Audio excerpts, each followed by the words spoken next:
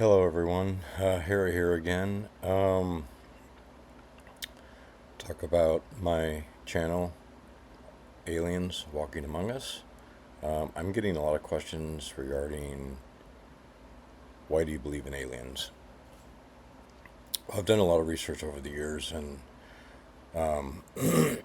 two cases to me really stand out.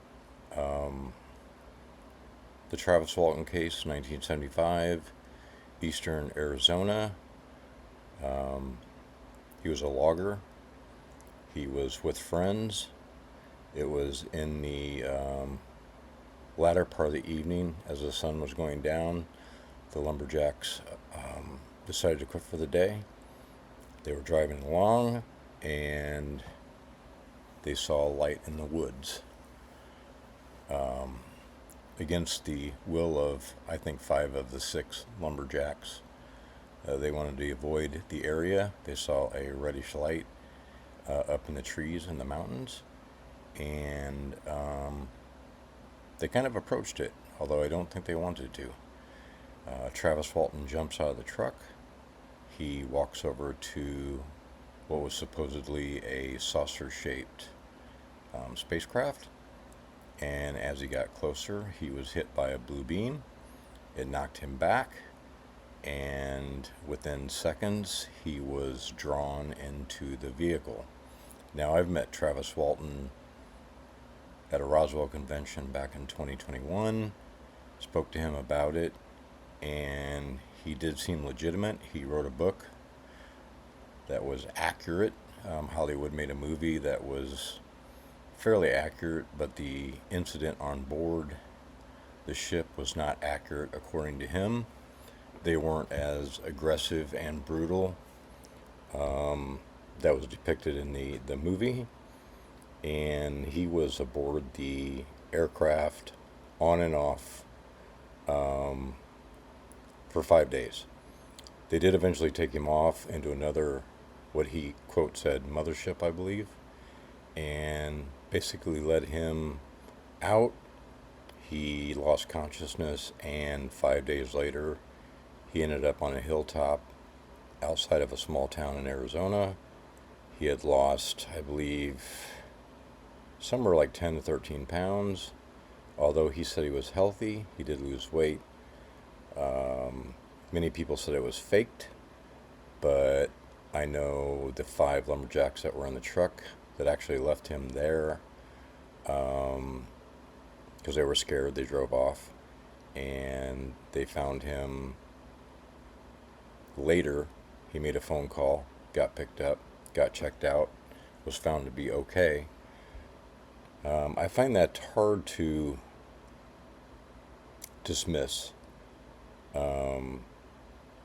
Travis has been on a lot of shows. He seems like he's a decent guy, and I don't think he's lying. I think something happened to Travis. I think some kind of non-human intelligence was involved. So that's one case that leads me down to the path that aliens may be among us and perhaps walking in our society. The second incident was 1973 in Pascagoula, where Calvin Parker and Charles Higdon were fishing on the river and were taken aboard a ship by some creatures that they explained appeared to be robotic. They didn't have hands. These gentlemen were taken aboard. They were examined, and not only is their eyewitness accounts part of the story, but my understanding is that because it was on a river, there were people actually across the river that actually saw this incident take place. They were taken into this ship and examined, and other things that happened in the ship. I know it was hard for them to recall. I think Calvin Parker came out later and stated that it was factual. I know he hid for many years and didn't want to get involved with the whole incident. And I know Charles Higston came out and basically said that it had happened right away.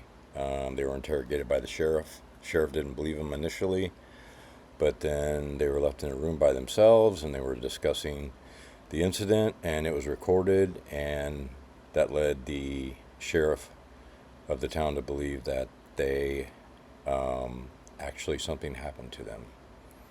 So those are two cases. There's many more. The Betty and Barney Hill case was very interesting. I know it was very difficult on Barney, and I think it shortened his life significantly. But the most intriguing part of that incident was that Betty Hill later, under hypnosis, drew a star map of the reticulum system. Now, the map that she drew at the time, the structure and the star pattern layout of reticulum, which is in the southern hemisphere, was not completely mapped. 10 years later, telescopes trained in on reticulum and determined that the map that Betty Hill drew was indeed accurate. When I was at Roswell, I spoke to Kathleen Mardine, who I believe is a niece of Betty and Barney Hill, and had a discussion with her, and she pretty much corroborated the events that occurred to Betty and Barney Hill, and I believe something happened. So people say, well, you're searching for aliens walking among us. How do you know aliens exist? Well, I think those are three cases where I don't think the individuals made up the story. So with that said, it appears that they're here. Now the question becomes, do they remain in their vehicles? Do they remain confined to their spacecraft? I know in several instances they got out, got back in. There's many cases of individuals seeing that. But the question is, have they either hybridized, or are they similar enough to infiltrate our society and go unaware, basically? I don't think they could disguise themselves in such a way that, if looked upon closely, that they could cover all their physical attributes that we could not detect if we look close enough. So, with that said, I think we should be looking. I think we should continue to look. I think they potentially could be out there. For what purpose, I don't know. There's a lot of theories behind if they are out there, what are they doing here? Are they interested in humanity? Are they interested in stopping conflict or eventual major conflict, such as a nuclear war or worse? Or are they here to study us? Are they here to steal our DNA and hybridize their species because their species could potentially be dying or are unable to survive on their planet of origin? I don't know. But I think there's enough corroborative evidence that the aliens are in our airspace. I suspect they're hiding in most respects, especially the vehicles. They got to put them down somewhere. They sure hell aren't going to drop down in the desert or land in a city and make themselves known if they don't want to be known. I don't know the reason for this, probably because humanity is not ready for their existence to be known.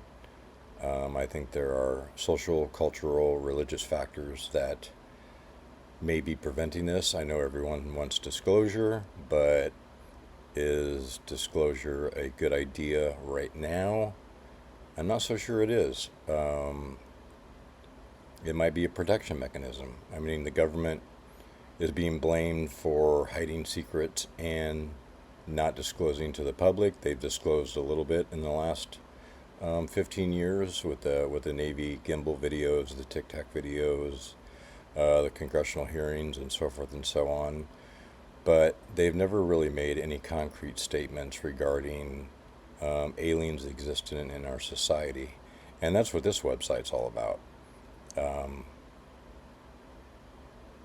I like people to go out, myself included, and see if they're there.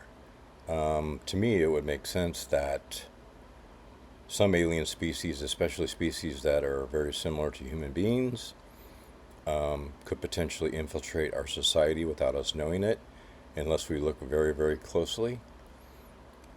And that's what I'm looking for here. I'm looking for evidence that aliens are walking among us. There have been several people that says they are. I think David Icke's a little bit off when it comes to the reptilians. I think Dr. David Jacobs has a better take on why they're walking among us and what they're doing. Um, Now, if they are hybridizing human beings with their own species and actually abducting women and impregnating women and taking their fetuses, I wonder about and I'm concerned about the morality of these aliens um, having evolved potentially on a different planet. Their morality and ethics would have to be, most likely, would be different than ours. And, what's their agenda? But that's a longer story. This website has one goal, one and only goal. Are they among us? Are they out there? Are they in the cities? Are they in government? Are they have they infiltrated other governments? Are they part of Europe? Are they in Russia? Um, there's roughly, 8 billion people in the world. Everybody's out every day. Please be aware. Look around you. There has to be something if they're out there. And this website specifically is interested in evidence to find proof that they have actually infiltrated our society in a way that they've made their physical presence known. So keep an eye out. Um, Keep your camera ready. We all have cell phones. We can all pop them open in 5 seconds and take a video if we see something strange. I think if you look closely enough, they may be recognized. Perhaps, perhaps not. Maybe Ike's right. Maybe the reptilians are completely transforming into human beings and we can't tell the difference. But maybe not. Maybe the tall whites are out there. Maybe the Nordics are out there, which would be, to me, easier to pick up. Um, but I'm really looking for that evidence. I'm really looking to see, are they out in society? There's many books where um, people have encountered aliens in society, not necessarily, hey, I ran across them in the jungle, or, I was in the Amazon rainforest doing plant studies and ran across a group of aliens. Um, I think the time has come where that possibility is increasing over time, and let's keep our eyes and ears open to the possibility that they're out there. It may be a surprise, but it's something I think we want to gather that information and see what we can prove. I think that particular piece of evidence would be um, climactic compared to the gimbal UFO or the Tic Tac UFO or to high level sightings in the sky that may or may not be satellites. I think the evidence of the being itself is what we want. So, with that, keep your eyes and ears open, keep your cell phones ready, see what you can gather. If you do find anything, please contact me, post below, email me, and we'll go from there and evaluate the evidence because to me it's extremely important if extraterrestrial, non-biological entity, non-human intelligence, whatever you want to call it, is actually infiltrated our society. So with that said, have a good day, keep your eyes open, and be kind and take care of yourself. Bye.